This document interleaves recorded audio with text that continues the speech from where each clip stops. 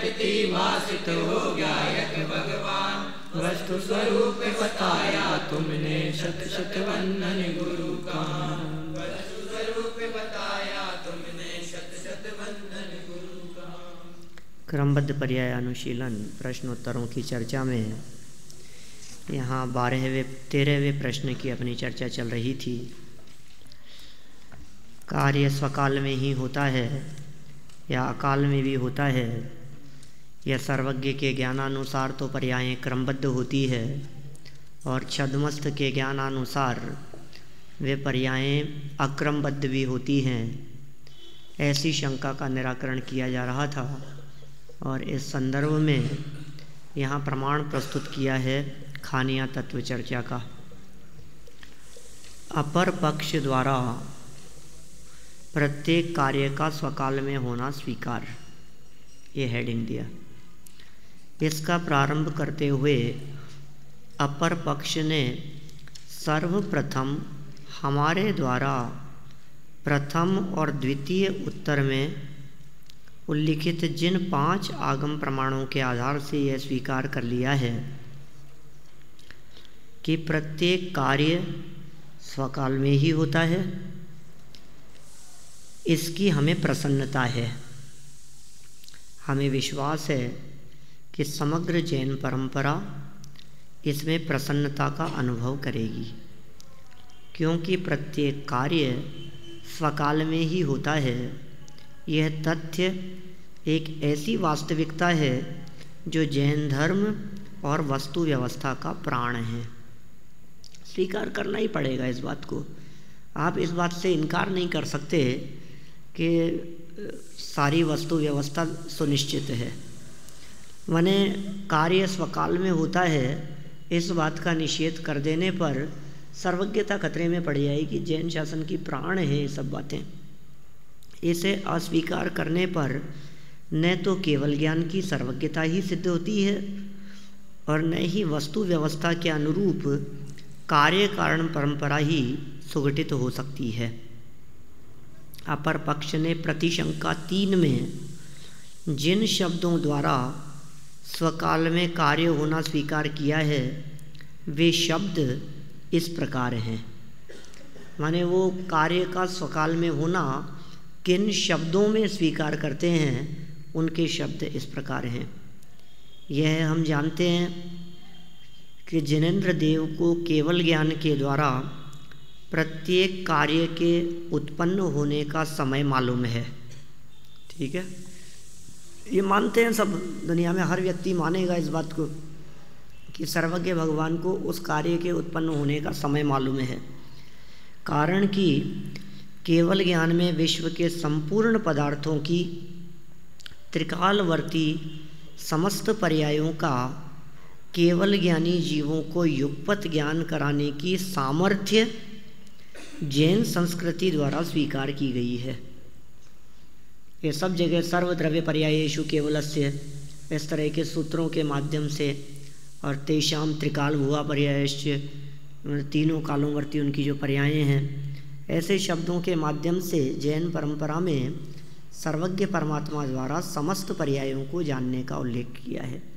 उसी आधार पर यह बात भी हम मानते हैं कि प्रत्येक कार्य की उत्पत्ति उसी काल में होती है जिस काल में है।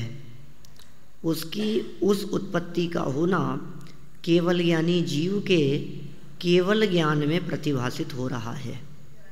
ठीक है, ये उनके शब्द हैं जिन शब्दों में उन्होंने इस बात को स्वीकार किया कि वे जो कार्य जिस काल में होना सर्वज्ञ भगवान ने देखा है, या जिस कार्य का जो निश्चित काल सर्वज्ञ भगवान के ज्ञान में झलका है, वह कार्य उसी काल में होता है। और जोड़ी गई इसके साथ में कुछ बातें कि केवल ज्ञान ज्ञापक है, कारक नहीं। ये बहुत सुंदर पॉइंट है। केवल ज्ञान ज्ञापक है, कारक नहीं। जान सकते हो, ऐसा नहीं कि उन्होंने जाना इसलिए होगा, वो कारक नहीं है। उन्होंने जाना है इसलिए हमें करना पड़ेगा। तो केवल ज्ञान के अनुसार हम परिणमन कर रहे हैं क्या? हमारा परिणमन केवल ज्ञान के अनुसार नहीं हो रहा है। दुनिया की वस्तुएं परिणमन करने के लिए केवल ज्ञान के अधीन नहीं हो गई हैं, अपितु स्वाधीनपने तीनों लोकों की समस्त पदार्थों की पर्यायें स्वाधीनपने जिस तरह से परिणमित हो रही है, होंगी भविष्य में, वे सब केवल ज्ञान के माध्यम से पहले से ही जान ली जाती हैं। ठीक है ना। 89 नंबर पेज। ये दोस्त है तुम्हारा?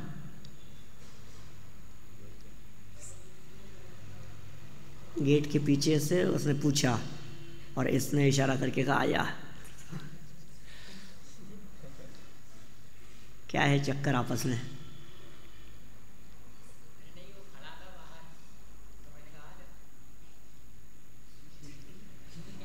क्यों खड़े थे? अच्छा, मतलब वो आने वाले थे, तुमने जबरदस्ती बुला लिया, वो आ ही रहे थे अपने आप ही।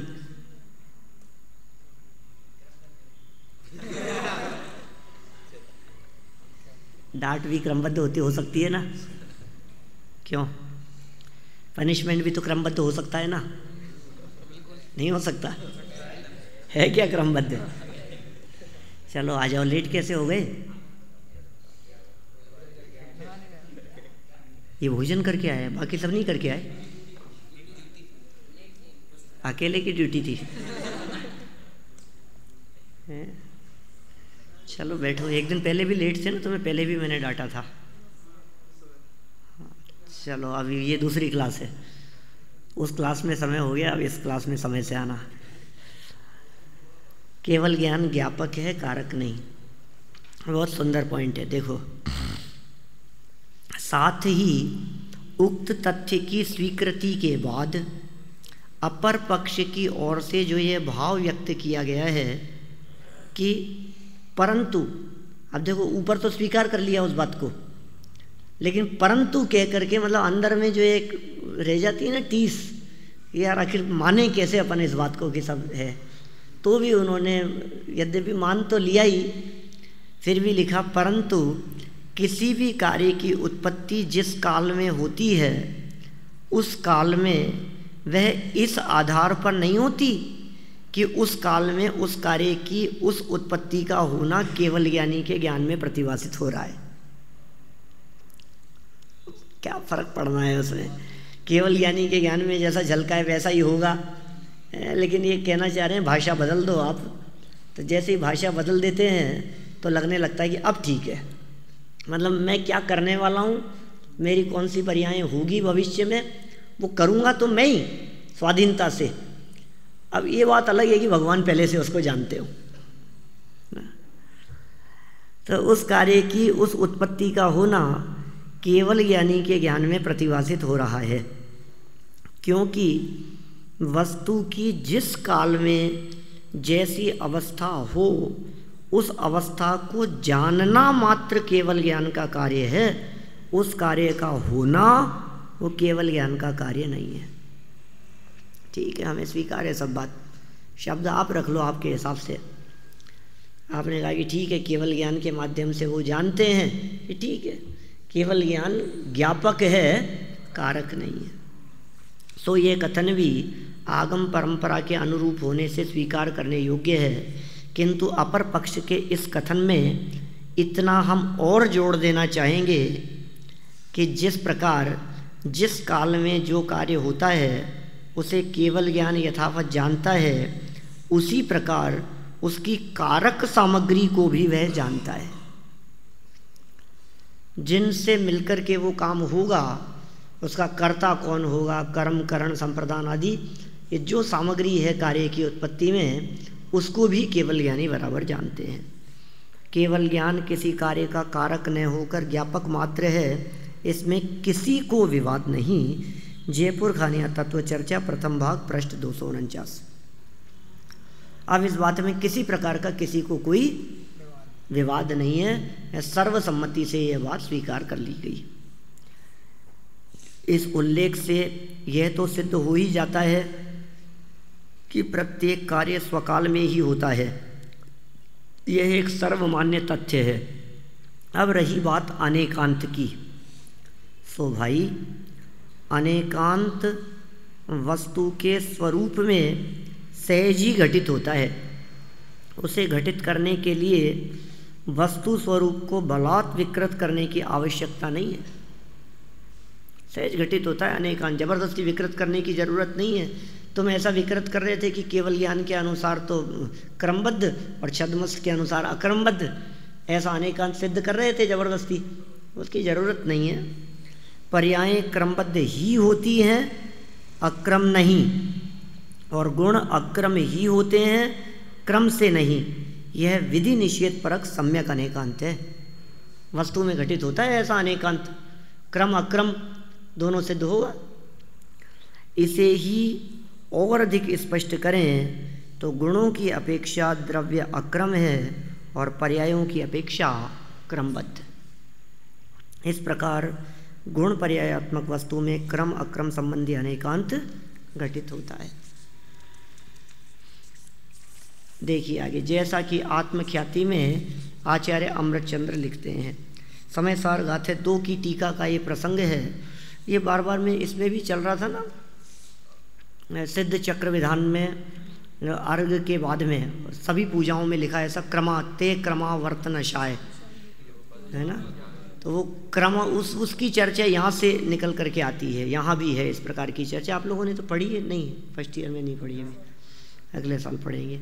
वहाँ वह समय, आत्मा, कोई भी द्रव्य क्रम रूप पर्याय और अक्रम रूप गुण प्रवर्तमान अनेक भाव जिसका स्वभाव होने से जिसने गुण पर्यायों को अंगीकार किया है, ऐसा है। वो वस्तु कैसी है कि क्रम अक्रम दोनों हैं उस वस्तु में। तो क्रम की अपेक्षा से देखें तो पर्याय ख्याल में आती है और अक्रम की अपेक्षा से देखें तो गुण ख्याल में आते हैं। ये क्रम अक्रम, ये सहभावी और क्रम भावी। तो सहभावी गुणों को हम अक्रम कहते हैं और क्रम भावी पर्यायों को हम क्रम कहते हैं। तो क्रम और अक्रम ये दोनों प्रति समय प्रत्येक वस्तु में मौजूद होने से ये वस्तु स्वरूप में क्रम अक्रम रूप सहज अनेकांत सिद्ध होता है। यहाँ पर वस्तु को गुण पर्यायात्मक कहा है तथा गुणों का स्वभाव अक्रम व पर्यायों का स्वभाव क्रमवर्ती कहा है। यदि पर्यायों में ही क्रम अक्रम घटित करना अभिष्ट हो तो वह अपेक्षा दूसरी होगी। हो सकती है ऐसी कोई अपेक्षा, बिना पढ़े बतला सकते हैं। पर्यायों में भी क्रम अक्रम बतला सकते हैं। हाँ, एक गुण की पर्यायों की अपेक्षा से देखेंगे तो वो क्रम से ही होगी, और अनंत गुणों की पर्यायों को देखेंगे तो एक समय में अनंत पर्यायें भी हो सकती है। प्रत्येक द्रव्य में अनंत गुण हैं। प्रत्येक गुण की प्रति समय एक पर्याय होती है। इस अपेक्षा प्रत्येक द्रव्य में एक समय में ही अक्रम अर्थात एक साथ अनंत पर्यायें हो जाती, एक समय में अनंत पर्यायें हो जाती है। तथा एक गुण की अनंत पर्यायों में अनंत समयों में अनंत पर्यायें होती है। एक ही गुण को देखो अभी आप, तो अनंत समयों में अनंत पर्यायें होगी। वे क्रमशः एक एक समय में एक एक ही होती है। ठीक है। इस प्रकार पर्यायों को भी क्रम अक्रम कहा जा सकता है, पर ध्यान रहे इस अपेक्षा क्रम अक्रम मान लेने पर भी क्रमबद्ध पर्याय में चर्चित पर्यायों की क्रम नियमितता पर कोई प्रभाव नहीं पड़ता। उसमें किसी प्रकार का कोई फर्क नहीं पड़ेगा यदि उनको इस तरह से अक्रम भी मान लिया जाए तो। माने पर्यायों को अक्रम मान लिया हमने, ये सब शास्त्रों में कोई दिखाए, देखो देखो पर्यायों को अक्रम लिखा है, तो क्या फ़र्क पड़ता है? उससे उनकी क्रमबद्धता में कोई फर्क नहीं पड़ता। इस प्रकार का कथन राजवार्तिक तत्वार्थ राजवार्तिक में आता है, जो कि इस प्रकार है। सच पर्यायो युगपत वृत्त है क्रम वृत्तो वाह, सहवृत्तो जीवस्य पर्याय है अविरोधात्, सहावस्थाई सहवृत्ते गतेन्द्रिय काय योग वेद कषाय ज्ञान संयमादि है, क्रमवर्ती तो क्रोधादि देवादि बाल्याद्यवस्था लक्षण है। देखो ये दोनों प्रकार की बातों के संदर्भ में इन्होंने यहाँ कह दिया कि और वे पर्यायें युगपद भी होती हैं और क्रमवर्ती भी होती हैं।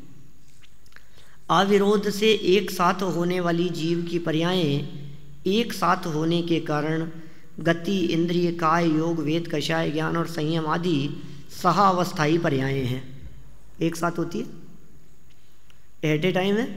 इस समय मनुष्य गति भी है, इस समय पंचेंद्रियपना भी है, इस समय पुरुष वेद भी है, ठीक है ना। ये सारी बातें, काय भी है ना, तरस काय हैं, योग हैं, वेद हैं, ज्ञान भी है, कोई ना कोई कषाय भी है, संयम भी है, सब कुछ हैं। ये सब एट ए टाइम हो सकते हैं। तथा क्रोध आदि इनमें क्रम पड़ेगा। जिस समय क्रोध है उस समय मान नहीं है, जब माया है तो क्रोध लोभादिक नहीं है। इसी तरह से देवादि, मनुष्य, तिर्यंच, देवनार की, इन चार में से कोई एक समय में एक ही पर्याय होंगी। ऐसे ही बाल्यादि अवस्था लक्षण, बालक है, कुमार, किशोर है, युवा है, प्रौढ़ है, वृद्ध है, ये क्रम है इसमें, ये अवस्थाएं हैं। तो तत्काल वर्तमान पर्यायों की बात है, सत्ता से क्या मतलब है? हाँ, तो कहाँ रह सकती है? भुज्यमान की बात है, बंदी पड़ी हो उससे क्या फर्क पड़ता है? यहाँ तो पर्याय की चर्चा चल रही है ना, प्रकट पर्याय। अभी तुम्हारे को क्या कहें, बोलो? मनुष्य कहें कि और भी कुछ कह सकते हैं? मनुष्य ही कहें पक्का। और यदि मान लो आयु बंध गई हो, गाय की, भैंस की, देव की, नरक की, कुत्ता बिल्ली की, पशु पक्षियों की, मोर की, तो कुछ तो साथ में अभी नहीं, तुम्हारे ऊपर छोड़ दिया मैंने, कुछ नहीं कहा, नहीं कह सकते ना। बस तो एक समय में एक ही हो सकती है, ऐसा है। हाँ, ले उसकी अपेक्षा लगाना, मार्गणा स्थान की अपेक्षा। संयम मार्गणा में असंयम को भी ग्रहण किया जाता है, दोनों लिया जाता है ना। असंयम है ना वर्तमान में, असंयम होगा या संयम होगा। देखिए आगे, क्रम और अक्रम शब्दों के अर्थ दो प्रकार से किए जाते हैं। प्रथम तो यह है कि क्रम माने क्रमशः, ये क्रम शब्द का अर्थ हुआ। क्रम माने क्रमशः, एक के बाद एक, अर्थात एक के बाद एक। और अक्रम माने युगपद, अर्थात एक साथ। दूसरा यह क्रम माने एक के बाद एक, और वह भी निश्चित, एकदम व्यवस्थित, तथा इस रूप में कि इसके बाद यही, अन्य नहीं। ये क्रम का दूसरा अर्थ। अक्रम माने अव्यवस्थित, कुछ भी निश्चित नहीं, चाहे जिसके बाद चाहे जो। उक्त दोनों अर्थों में प्रथम अर्थ के अनुसार ही पर्यायों में क्रम अक्रम दोनों अपेक्षाएं घटित होती है, जबकि प्रस्तुत अनुशीलन में द्वितीय अर्थ की अपेक्षा क्रमबद्ध पर्याय का अनुशीलन किया गया है। तदनुसार पर्यायें एक निश्चित क्रमानुसारी होती है, अक्रम से नहीं। ऐसा सम्यक एकांत फलित होता है, जो कि स्यादवादी जैन दर्शन को अविष्ट ही है।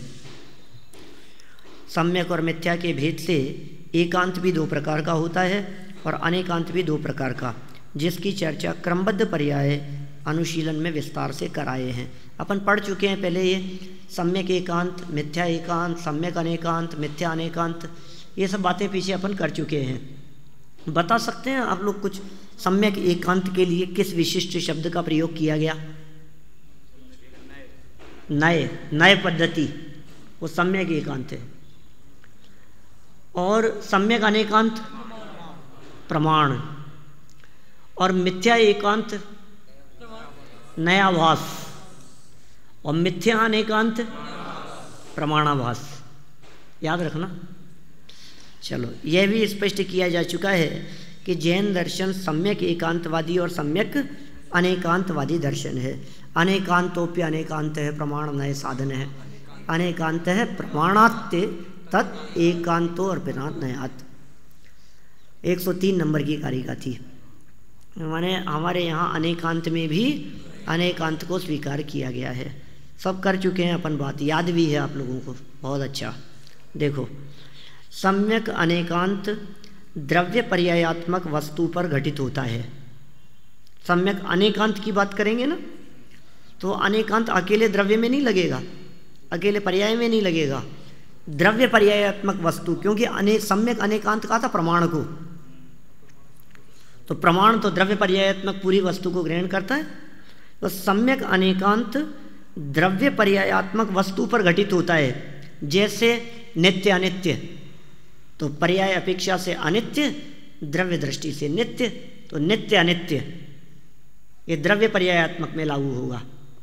भेद अभेद, एक अनेक, सत असत, जो भी हैं ये सब द्रव्य पर्यायात्मक वस्तु में लागू होगा, जिसमें एक धर्म पर्याय का सूचक होगा और दूसरा धर्म द्रव्य पक्ष को इंडिकेट करने वाला होगा।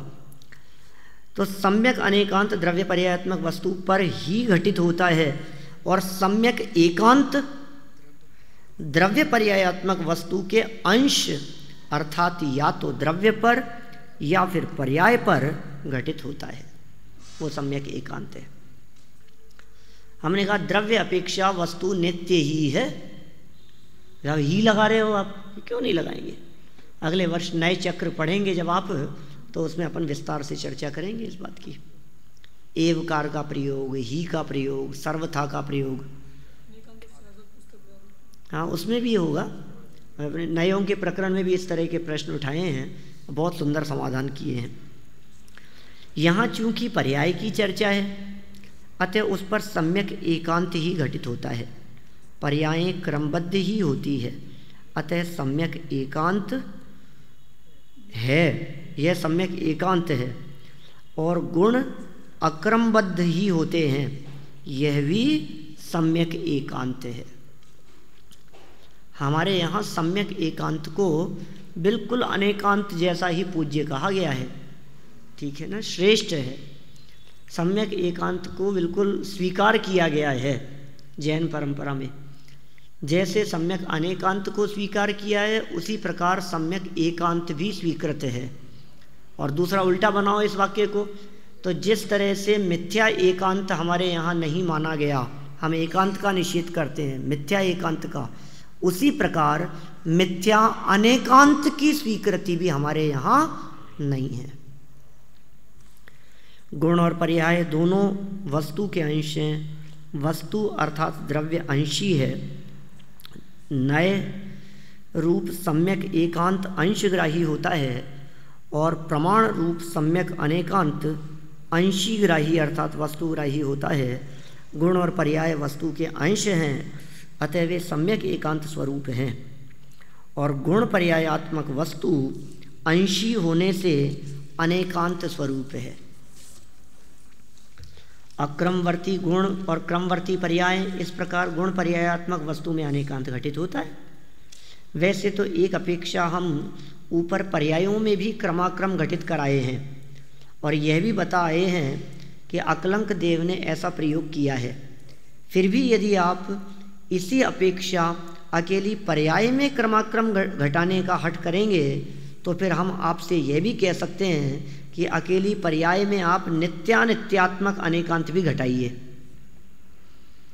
भाई परस्पर विरोधी प्रतीत होने वाले दो धर्म युगलों का प्रकाशन अनेकांत है, ठीक है। अब पर्यायों में अनेकांत घटाने की बात कर रहे हो आप, तो पर्यायों में कह रहे हो क्रम अक्रम, ये अनेकांत आप अकेले पर्याय में घटाने की बात कह रहे हो। तो हम आपसे कह रहे हैं नित्य अनित्य, ये अनेकांत भी अकेली पर्याय में घटाओ। तब आप कहोगे नहीं द्रव्य नित्य है, पर्याय अनित्य है, इस तरह से वस्तु अनेकांत स्वरूप है। तो यही तो हम कह रहे हैं, द्रव्य अक्रम रूप है, पर्याय क्रम रूप है, इस तरह से अनेकांत घटित हो गया द्रव्य पर्यायात्मक वस्तु में। अथवा अकेली पर्याय रहित द्रव्य में ही नित्य अनित्यात्मक अनेकांत घटाकर बता दीजिए। चलो छोड़ो पर्याय की बात, द्रव्य में घटित कर दो, नित्य अनित्य है द्रव्य। आपको अनित्य कहने पे पर्याय पक्ष लेना ही पड़ेगा। आखिर नित्यानित्यात्मक अनेकांत भी तो गुण पर्यायात्मक वस्तु में ही घटित होता है, अकेली पर्याय में नहीं, अकेले द्रव्य में भी नहीं। जैसे वस्तु द्रव्य दृष्टि से नित्य है और पर्याय दृष्टि से अनित्य, क्या पर्याय रहित अकेले द्रव्य में या अकेली पर्याय में नित्यानित्यात्मकता घट सकती है? नहीं तो फिर क्रमाक्रम को भी अकेले द्रव्य या अकेली पर्याय में घटित करने का हठ क्यों? क्रमाक्रम का अनेकांत भी गुण पर्यायात्मक वस्तु में ही घटित होगा। अनेकांत का सही स्वरूप समझे बिना चाहे जहाँ उल्टा सीधा अनेकांत लगा देना अच्छी बात नहीं है। अनेकांत को घटित करने के पहले उसका सही स्वरूप समझ लेना चाहिए। या अनेकांत स्याद्वाद निबंध में इसको और गहराई से बतलाया गया है, वहाँ से जानना चाहिए। माने अनेकांत का सही स्वरूप नहीं समझेंगे तो फिर गड़बड़ी होने की संभावना है। देखिए फिर आगे अकाल मृत्यु के संदर्भ में यहाँ बात कर रहे हैं। बहुत सुंदर प्रसंग है। यहाँ 14 नंबर का प्रश्न है। जो चर्चा अपन ने अकाल के संदर्भ में पहले की है उसी तरह की चर्चा को उठाया। एक प्रश्न और पढ़ लेते हैं अपन, 14 नंबर प्रश्न। फिर मैं समझता हूँ कि शायद कल चर्चा नहीं होगी, 2 दिन लगेंगे, कम से कम 2। सरल है वैसे विषय। देखो, अकाल मृत्यु के संदर्भ में आपने ही तो घड़े के पानी और अपराधी के जेल से छूटने आदि का उदाहरण देकर बताया था कि केवली के ज्ञान के अनुसार तो मरणादि कार्य स्वकाल में ही होते हैं, किंतु ज्योतिष आदि शिवोपम ज्ञान के अनुसार जो भी मरणादि संबंधी भविष्य बताया जाता है उसमें आयु के अपकर्षण आदि के द्वारा फेरफार भी हो जाता है। इससे तो यही प्रतीत होता है कि केवली के ज्ञानानुसार पर्याय क्रमबद्ध और हमारे ज्ञानानुसार अक्रमबद्ध होती है। ये सब बताया तो था आपने पहले, आप ही ने बताया था, हमने तो आपसे ही सीखा है कि पर्याय अक्रमबद्ध भी होती है। अरे आप तो यदि ऐसा गलत सलत सीख लेगा तो फिर हम क्या कर सकते हैं और कैसे समझाएं तेरे को। देखो बहुत सुंदर ढंग से यहाँ बात को समझा रहे हैं कि उक्त उदाहरणों से, जो 2 उदाहरण दिए ना पीछे, घड़े का उदाहरण दिया, अपराधी के जेल से छूटने का उदाहरण दिया, इन उदाहरणों से तो यह सिद्ध किया गया था कि मरणादि प्रत्येक कार्य होता तो स्वकाल में ही है, पर उसका कथन 2 प्रकार से होता है। भूल गए तुम? हमने कथन में 2 बातें कही थी। काम तो स्वकाल में ही होता है।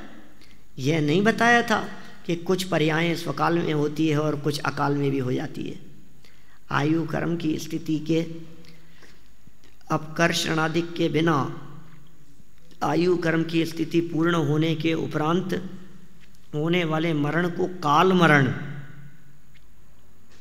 उसके ये अपकर्षण आदि नहीं हुए और उसकी स्थिति पूरी हुई तो उसे कहेंगे काल मरण। और आयु कर्म की स्थिति का अपकर्षण आदि से होने वाले मरण को अकाल मरण कहा जाता है। अपकर्षण आदि से मरण हो गया तो अकाल है, और अपकर्षण आदि नहीं हुए तो काल है। अकाल मरण का आशय स्वकाल के बिना होने वाले मरण से नहीं है, अपितु आयु कर्म के अपकर्षण आदि से है। आयु के अपकर्षण आदि के कारण अकाल मरण उसकी संज्ञा मात्र है। वास्तव में तो प्रत्येक कार्य स्वकाल में ही होता है। मोक्ष एवं सम्यक्त रूपी कार्य के संबंध में कलश टीकाकार पांडे राजमल जी लिखते हैं, यह जीव इतना काल बीतने पर मोक्ष जाएगा, ऐसी नोंद केवल ज्ञान में है।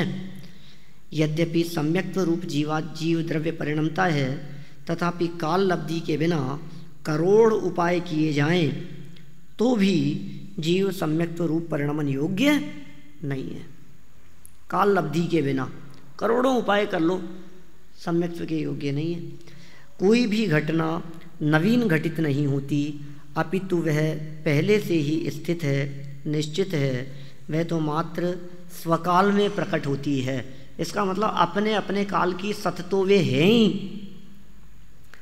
इस प्रकार का भाव सापेक्षवाद के प्रबल प्रचारक प्रसिद्ध वैज्ञानिक आइंस्टीन ने भी व्यक्त किया है, जो कि इस प्रकार है: events do not happen, they already exist and are seen on the time machine.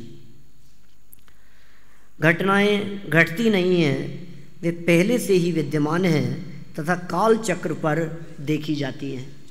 जो काल चक्र है मतलब वही एक एक समय पर एक एक पर्याय अपने अपने समय पर खचित है, अब जब वो काल चक्र रूपी मशीन चलती है और जो काल सामने आता है वहाँ वो दिखाई देता है। जैसे देखो ऐसे वो घुमाने वाली होती है ना, जिसके अंदर रील ऐसी चलती है, तो सब रील किसके बाद में कौन सी वो आँख के सामने लगा करके बच्चे देखते हैं ना, रील देखते हैं ऐसे कुछ कैमरा जैसा छोटा सा, अब उसमें वो घुमाते हैं तो किसके बाद में कौन सी रील आएगी वो नक्की है। अब जो सामने आई वो दिखाई देती है, अपने समय पर प्रकट होती है। तो ऐसा है, ये सारी दुनिया की घटनाएं, समस्त पर्यायें पहले से ही अपने अपने समय पर विद्यमान हैं और अपना काल आने पर वे प्रकट होती हुई देखी जाती हैं।